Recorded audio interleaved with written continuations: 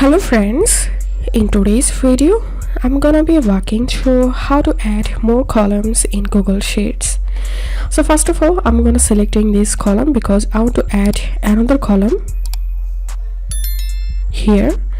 So after selecting the column, click on Insert, Columns, and now you can select Insert one column left, or you can select Insert one column right. So right now I want to add another column to the left side, so I'm gonna selecting the first option, and here we can see the column has been added.